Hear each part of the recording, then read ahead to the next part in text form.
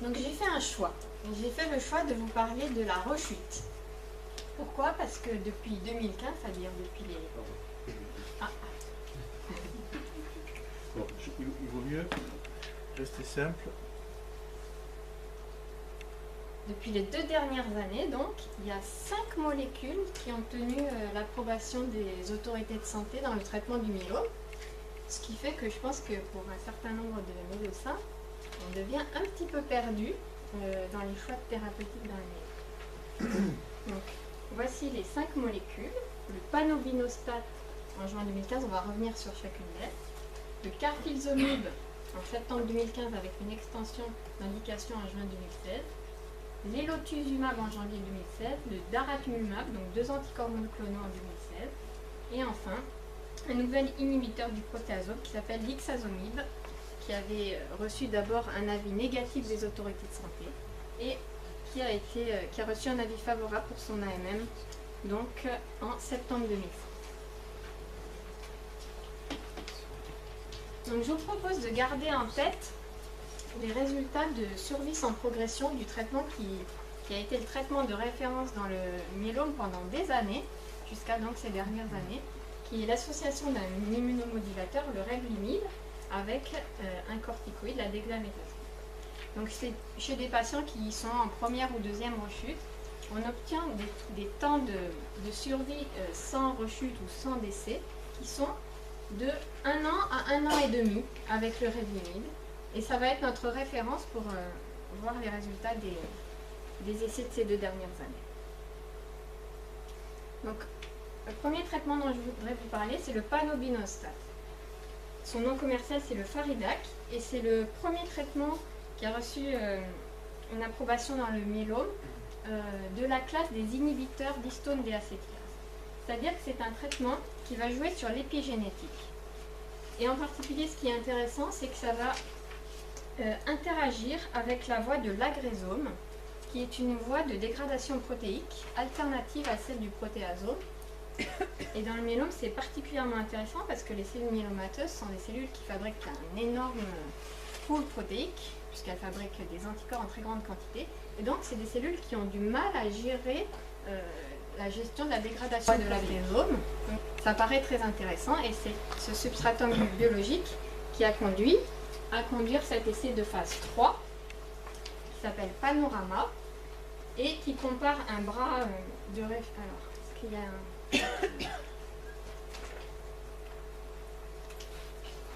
Il marche pas, hein? Oui. Non. Ouais, je vais faire un... Donc, on a un bras de référence qui est l'association Velcade dexaméthasone avec le placebo, et puis un bras expérimental où il y a Velcade dexaméthasone associé au panobinostat. Donc, les patients reçoivent une première partie de 8 cycles de 21 jours, et pour les patients qui ont un bénéfice clinique au traitement, ça continue par 4 cycles supplémentaires. Donc c'est des patients qui ne sont pas trop avancés dans leur maladie, qui ont reçu 1 à 3 lignes de traitement antérieures. C'est une grosse étude de phase 3, donc qui a inclus 768 patients, en médiane 2 lignes intérieures. Donc le panobinostat, c'est un traitement qui est donné par la bouche, 3 fois par semaine. Ils avaient choisi la dose de 20 mg.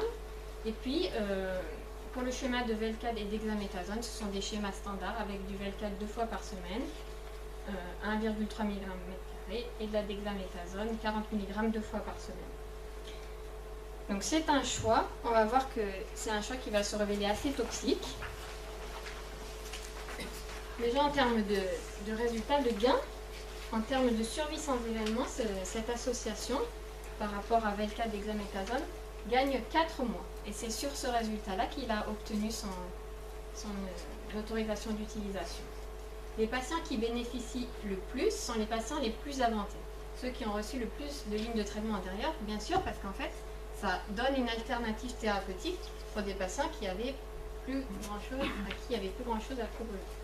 Le problème de cet inhibiteur d'histone déacétylase, c'est sa toxicité.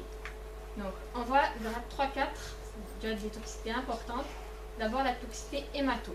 Beaucoup de thrombopénie et un peu de neutropénie de grade 3-4 qui posent problème et qui entraînent souvent des nécessités de baisse de dose d'arrêt de traitement.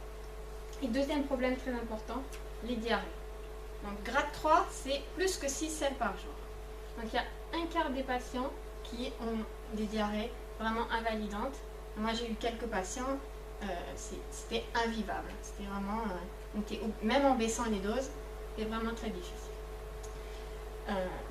Énormément d'arrêts de traitement à cause des effets secondaires. Ce n'est pas le cas dans les études habituellement qu'il y ait un patient sur 3 qui doit arrêter le traitement. Ce qui fait qu'au jour d'aujourd'hui, alors pas de bénéfice en survie globale, c'est pas significatif. Ils ont fait une petite étude d'extension qui inclut uniquement des patients qui étaient réfractaires au Velcade pour voir s'ils avaient intérêt à refaire un traitement par Velcade avec l'association de panobinostat, avec des résultats qui sont ce qu'ils sont, 5 mois de survie sans rechute et une survie globale de 17 mois, un taux de réponse qui n'est pas énorme, mais c'est l'ensemble des données de ces deux études qui ont conduit à l'approbation. Donc ça confirme les effets secondaires de diarrhée et de thrombopénie.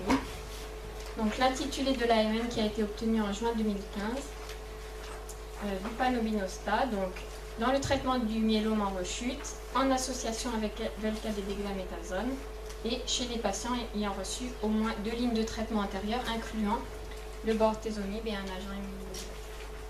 Aujourd'hui, c'est un traitement qui est peu utilisé et probablement qui nécessiterait des schémas mieux adaptés avec du Velcade une seule fois par semaine à une dose inférieure et le panobinostat lui-même peut-être à des doses aussi adaptées. Donc la deuxième molécule qui a obtenu son AMM, c'est le carfilzomib, dont le nom commercial est le Kyprolis. C'est un inhibiteur du protéasome qui a la caractéristique par rapport au Velcade d'être irréversible. Notre caractéristique importante et plutôt contraignante, c'est d'être administré uniquement par voie intraveineuse. Et son grand avantage, c'est d'être non neurotoxique. Donc on voit sur ce schéma que par rapport au Velcade, il inhibe des sites catalytiques du protéasome. Ça, c'est un protéasome vu par au-dessus. Il inhibe 2 types de sites catalytiques, alors que le Velcade, lui, inhibe que les trypsin-like. Et en plus, le temps d'inhibition est beaucoup plus prolongé avec le carfilzomib. Donc l'étude de phase 3 qui a conduit à l'approbation du carfilzomib, c'est l'étude Aspire, qui comparait un bras standard par le schéma dont je vous ai dit au tout début qui faisait référence, le Revlimid dexaméthasone, à une association Revlimid dexaméthasone avec le carfilzomib. Donc une grosse étude de phase 3 qui a inclus là encore près de 800 patients qui sont relativement peu avancés, en médiane 2 lignes antérieures, avec je vous ai dit que c'était des perfusions par voie intraveineuse qui se font 2 fois par semaine, 3 semaines sur 4, et ceci pendant 1 an, avec au départ on prend une dose, pendant les premières injections, une dose un petit peu plus faible. Donc c'est assez contraignant, 2 jours par semaine en hôpital de jour pour les patients. On fait ce schéma tous les 28 jours. Et puis le Revlimid dexaméthasone est donné en association avec le carfilzomib dans les schémas standards. Donc ensuite, au bout de 1 an, on passe à 1 fois par semaine, et puis au bout de 1 an et demi, on arrête complètement le carfilzomib. Donc ça fait 1 an et demi de passer sa vie quand même en hôpital de jour. Ce qu'il y a de bien, c'est que les résultats de survie sans événement sont 26 mois de survie sans événement. C'est la plus longue survie jamais décrite dans un essai thérapeutique dans le myélome en rechute. Pour l'instant, parce que ça va probablement être dépassé très prochainement avec l'arrivée du daratumumab, dont je vais vous parler un petit peu plus tard.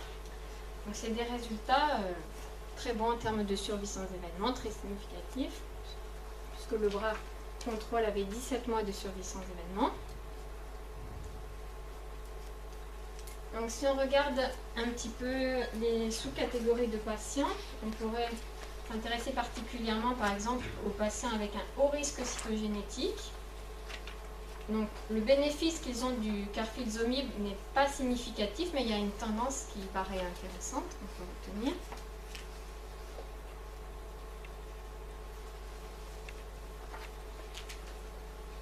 En termes de survie globale, c'est une analyse qui est encore intermédiaire, mais il semble qu'il y a un bénéfice en survie globale qui se maintient dans le temps par rapport au bras rêve limite d'hexaméthasone. Alors, il y a une chose importante à retenir dans l'utilisation du carfilzomib, c'est qu'il est maintenant largement recommandé de faire une sélection des patients parce qu'il y a une alerte sur le plan cardiovasculaire.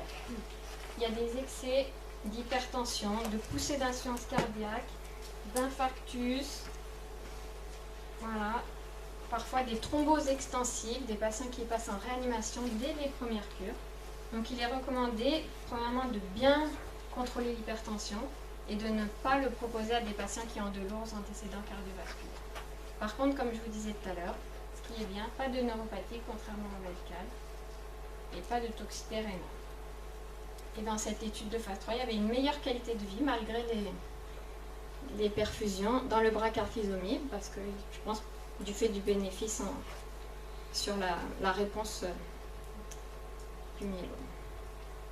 Donc c'est un gain de 8 mois en survie sans événement, c'est très important. Voilà. Donc ce médicament a été rendu disponible en France puisqu'il était donné gratuitement par le laboratoire en attendant que le prix soit fixé. Et ils ont bloqué cette mise à disposition, donc maintenant on ne peut plus le prescrire. Jusqu'à avoir le prix qui sera négocié avec les autorités de santé. L'AMM, le libellé de l'AMM, rechute avec au moins une ligne antérieure et association avec Revlimid et dexaméthasone.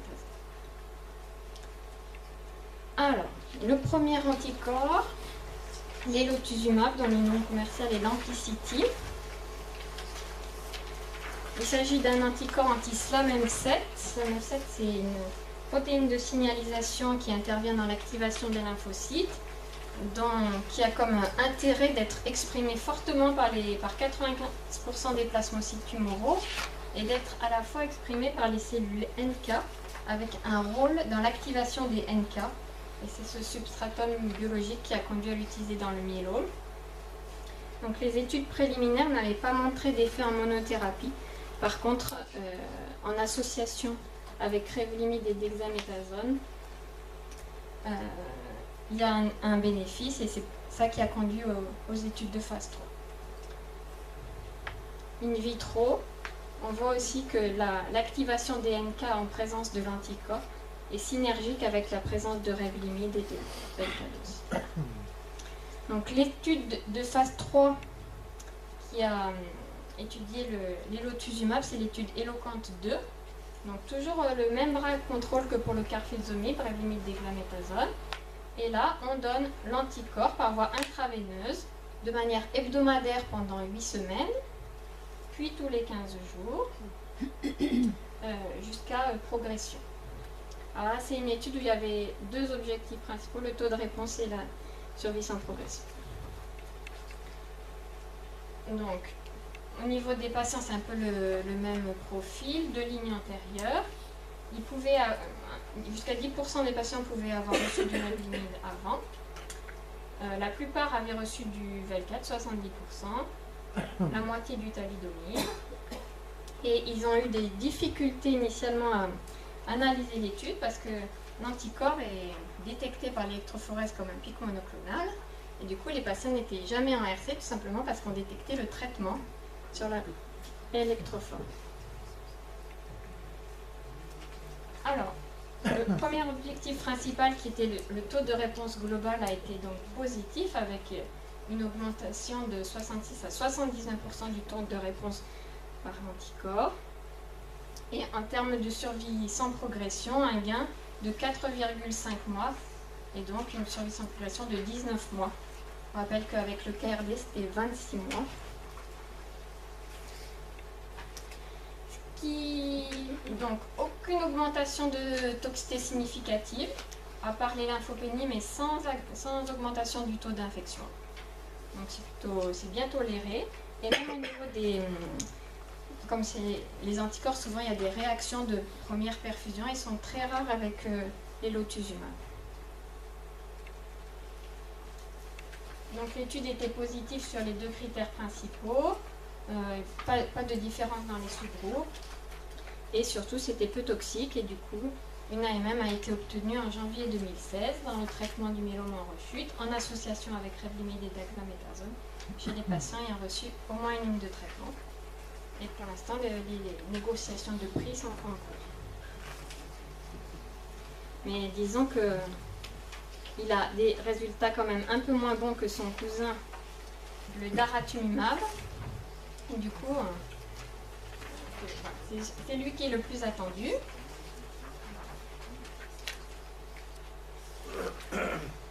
Donc pourquoi on a voulu faire un... Donc c'est un anticorps anti-CD38. CD38 c'est exprimé de manière constante par les plasmocytes tumoraux, par les plasmocytes normaux aussi. Malheureusement par de multiples autres sous-types cellulaires.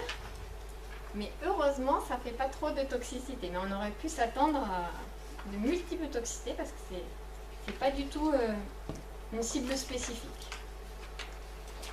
Donc c'est un anticorps de type IgG1. Voilà. Alors,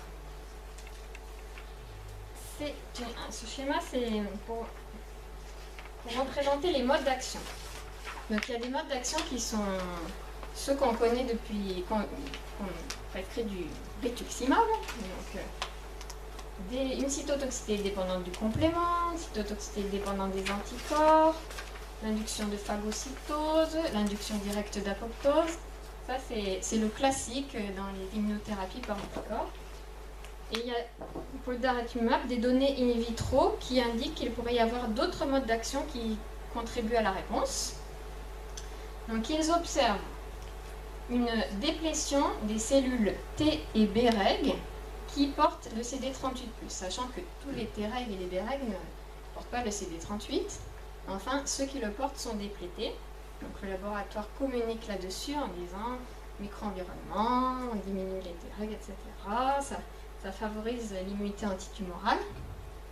Bon, à confirmer, c'est des études sur un très petit nombre de patients, c'est des études in vitro. Donc c'est pas du tout certain que l'effet in vivo soit réel. Il y a une activation et une amplification des T8 cytotoxiques et des T4. Et il y a surtout, le labo, évidemment, il ne le marque pas sur la diapo, ça c'est une diapo du labo. Il y a une déplétion de 90% des NK qui, à mon avis, pourrait paraître très inquiétante. Et il faudra sûrement faire attention dans les études de phase 4, ou en tout cas au long cours, aux infections et aux seconds cancers avec ces traitements. Donc, l'AMM, contrairement aux molécules précédentes, l'AMM a été obtenue sur une étude de phase 2 chez des patients extrêmement avancés, en moyenne 5 lignes de traitement, en monothérapie. Ça s'appelait l'étude Sirius. C'était randomisé sur 2 doses et la dose qui a été retenue pour l'extension à 90 patients était de 16 mg kg. Donc c'est un petit peu le même schéma que l'autre anticorps. Une injection hebdomadaire pendant 8 semaines, puis tous les 15 jours pendant 16 semaines, puis tous les mois. Ça permet d'arriver à un taux d'anticorps circulant à l'équilibre. Donc je dis des patients très avancés, plus de 3 lignes, très souvent réfractaires au traitement précédent. Et le critère principal de l'étude, c'était le taux de réponse global. 106 patients ont été inclus, en médiane 5 lignes antérieures. On voit sur cette diapo qu'ils sont vraiment hyper avancés. En gros, il y en a certains qui ont vraiment tout eu. Carfilzomie, pomalidomide, tous les traitements du myélome. Donc ce traitement a obtenu pour une monothérapie un taux de réponse globale qui est très très important, 31%. Et ce qu'on ne voit pas sur cette diapo, c'est qu'il y a aussi des patients qui sont en réponse mineure ou en maladie stable qui vu leur état d'avancement dans la maladie, ont un bénéfice clinique du traitement, même s'il n'y a pas une réponse selon les critères internationaux. Durée médiane de réponse de 7,4 mois, avec une chose qui est intéressante, c'est que le taux de réponse continue à augmenter dans le temps jusqu'à 1 an. C'est-à-dire qu'au bout d'1 mois, on commence à avoir des réponses, mais jusqu'à 1 an après, on continue à accumuler des réponses supplémentaires. Et ça se traduit par une survie globale qui n'a jamais été décrite pour des patients aussi avancés, qui est de 20 mois. 75% des patients vivant à 2 ans chez les répondeurs. Voilà. Et même chez les, comme je vous disais tout à l'heure, il y en a les réponses mineures et maladies stables. Même s'ils ne sont pas dans une réponse objective, ils ont une survie de 18 mois, ce qui est très très bien. Effet secondaire, un patient sur 2 a une réaction de première perfusion. La plupart, moins de 5% sont de grade 3 ou 4. Donc il n'y a pas d'arrêt de traitement dû aux effets secondaires. C'est quasiment tout le temps à la première perfusion et ça se traduit par congestion nasale, sensation d'irritation au niveau de la gorge, de la toux, des choses comme ça. Donc on arrête un peu l'anticorps et on le reprend à vitesse divisée par 2 et ça passe. Du coup, le daratumumab a obtenu une AMM en mars 2016 en monothérapie pour les patients ayant un myélome ayant rechuté après un inhibiteur du protéasome, au moins un immunomodulateur et obligatoirement le pomalidomide, sauf s'il est contre-indiqué. Donc là, je vais vous présenter une autre étude avec le daratumumab qui n'a pas encore donné lieu à une AMM et qui va très très probablement donner lieu à une AMM prochainement. Donc on associe cette fois le daratumumab au backbone Revlimid dexaméthasone dans une étude de phase 3 comparée au Revlimid dexaméthasone. On donne le daratumumab exactement selon le même schéma que celui qui a été décrit précédemment chez des patients à partir de la première rechute. Une grosse étude, des patients assez peu avancés, il n'y en avait que 20% qui avaient eu au moins 3 lignes. Quasiment tous avaient reçu un inhibiteur du protéasome et 1 sur 2 avaient reçu un imide, souvent le pomalidomide. Alors, là ce qu'on observe, c'est des taux de réponse qui sont énormes pour le patient, c'est-à-dire 3/4 des patients obtiennent une très bonne réponse partielle. Quasiment 43% des patients obtiennent une réponse complète chez des patients en rechute. Donc ça, c'est des excellents résultats. Avec une durée de médiane... Bon, le recul sur cette étude, il reste encore faible. Hein, il est de moins de 2 ans. Enfin, de 2 ans. Il est de 2 ans. Donc, on ne sait pas encore, mais pour l'instant, les durées de réponse sont non atteintes. Au bout d'1 mois, on commence à répondre. Et comme je vous disais tout à l'heure, pareil que dans l'autre étude, on continue à avoir une accumulation de réponses au cours du temps. Donc des très très bons résultats. 78% des patients qui n'ont pas rechuté à 1 an et demi. A priori, les gens qui ont déjà eu du Revlimid bénéficient quand même de l'association Revlimid dexaméthasone et daratumumab. Les patients au risque cytogénétique, ils n'ont pas un bénéfice significatif, mais il y a une tendance aussi, puisqu'on les voit là, au risque avec RD et au risque avec DARA-RD. Voilà. Ça gomme partiellement le haut risque cytogénétique. Et des survies globales qui sont vraiment très très bonnes, 86% à 1 an et demi. En termes d'effets secondaires, c'est exactement les mêmes taux de réaction de première perfusion. Un patient sur 2 avec moins de 5% de grade 3-4. Un seul patient a arrêté du fait de ses réactions de perfusion. Dans toutes les études avec le daratumumab, il y a parfois un patient ou 2 qui font une réaction grave. Alors, on voit qu'il y a plus de neutropénie, donc il faut quand même y être attentif, et plus d'infections des voies respiratoires. La toux, ça peut être à la fois des réactions allergiques et aussi infectieuses. Donc, rester attentif aux infections des voies aériennes supérieures, mais en termes de pneumonie, il n'y a pas un excès franc.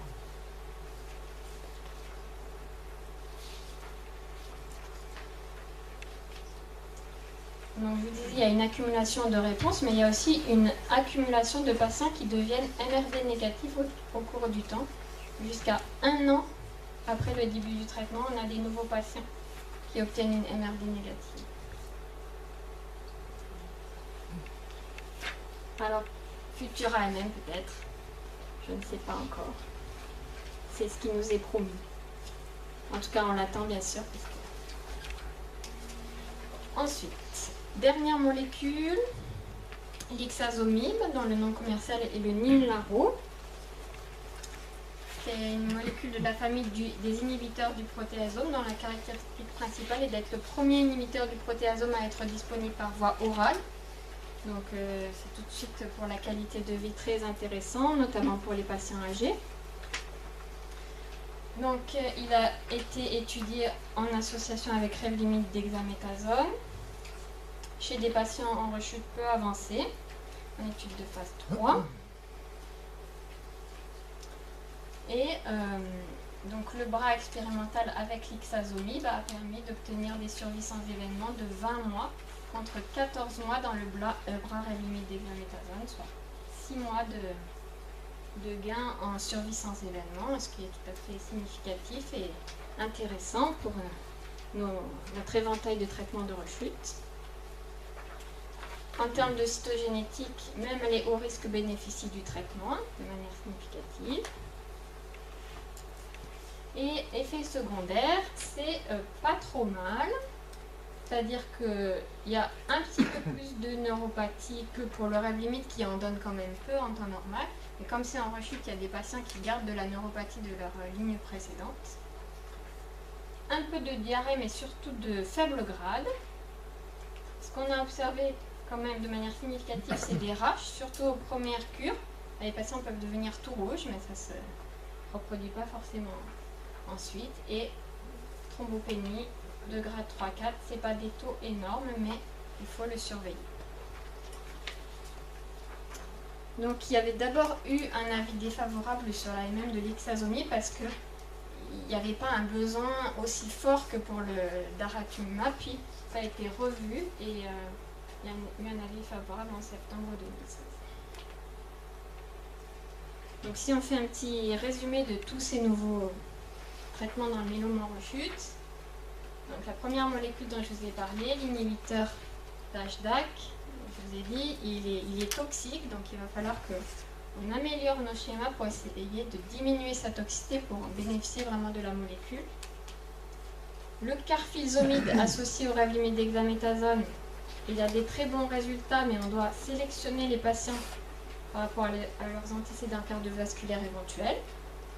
Les deux anticorps, on a le daratumumab et l'elotuzumab qui donnent tous les deux des résultats intéressants, qui sont synergiques avec le Revlimid, qui ont des toxicités qui paraissent gérables. Et celui qui paraît donner les résultats les meilleurs, c'est le daratumumab, avec peut-être une AMM prochainement, en association avec le Revlimid dexaméthasone. Et enfin l'ixazomib, qui donne aussi des résultats très intéressants et qui peut être particulièrement intéressant, par exemple, pour les patients âgés qui n'ont pas forcément envie de faire des allers-retours en hôpital de jour plusieurs fois par semaine, et qui est non neurotoxique. C'est vrai que j'ai pas peu neurotoxique encore, en tout cas.